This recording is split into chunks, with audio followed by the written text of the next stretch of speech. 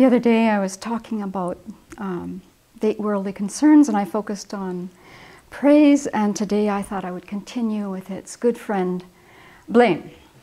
And so this is not something that I actually run towards when it comes to me, I have to admit. And then when this happens... I can, yes? This can't wait any longer. Listen, I noticed you just came out of the restroom and the toilet seat is up. Ken, I did not. You know, there's a lot of people wearing this color here. There's a lot of people with this haircut. We all look very similar. You've made a mistake. I'm sorry. So as I was saying, blame.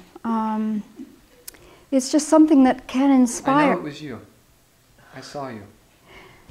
Ken, all right.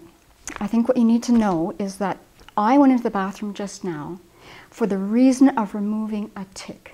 And so that toilet seat was the furthest thing from my mind. I noticed. So, as I was saying, there's a lot of ways that we can respond to blame, and often it inspires negative speech, like harsh words, divisive speech, lying, blaming others. It's just sort of an endless kind of thing that we follow. I don't think your explanation really... Yeah. I just watched you walk out of the restroom. The toilet seat was up. It was, yeah.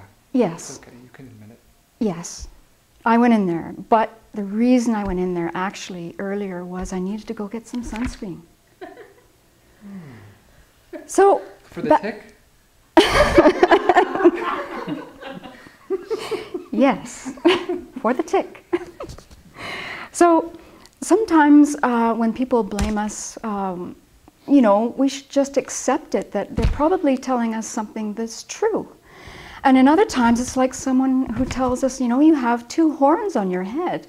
And, you know, then it's just, there's no reason to get upset. We don't have 2 horns on our head.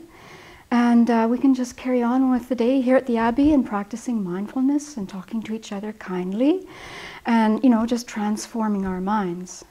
So that's what we have to do. And then when I think about how I respond to blame, if I do it by lying or, you know, responding with an attitude, I just think of how terrible I feel afterwards. And I really don't want to have that feeling in my mind when I'm blamed for something. So now that you've processed that, let's revisit this issue. Yeah. Yes, Would you like to tell me why you left the toilet seat up? You know, Ken, you're absolutely right. I realize now that when I went in to get that tick off my back, I was so intent on not hurting that tick that I didn't even notice that the toilet seat was up. And then, of course, you know, I'm not remembering poor Karuna, and then on a lucky day, if the toilet seat's up, we get a wet kitty. And on another day, we get a wet and stinky kitty. So I really, you know, it really shows me, Ken, that I have to be more mindful, and I appreciate you pointing this out. And thank you. I'll go in there next time, and that will be my first thing I'm going to look for. Thank you very much, Ken. Great. Thank you. Okay, thank you.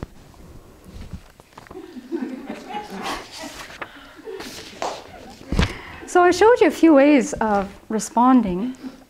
Actually, you could do one from afar in a moment, Ken. I've got one more to go.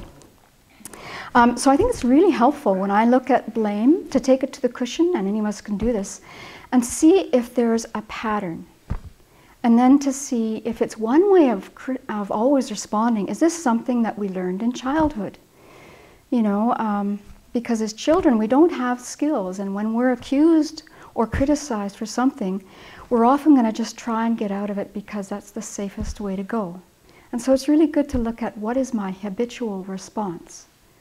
And then another thing we can think about is that, as I mentioned, when we're on the receiving end of disapproval, or I don't like the way you do that, all those kinds of things, we can think about, you know, again, how do we feel when we say those words to others? Wow, is that a happy mind? That's not a happy mind, it's a suffering mind. And then we can, you know, sort of really empathize and see that the person who's giving us this, whether it's true or not, if it's done with an edge of anger or frustration, it's coming from a suffering mind. And then we can really, really understand where they're at and change our response, and either own it and, ask for more information, ask for clarity, and just, see what we can do to improve the situation.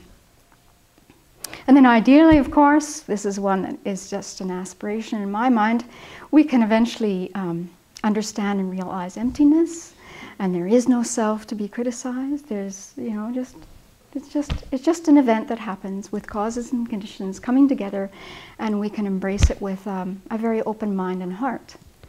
So does that mean you'll put the toilet seat down? Ken, that wasn't me, that was Venerable Senke. That was my favorite one as a kid. I would blame my siblings.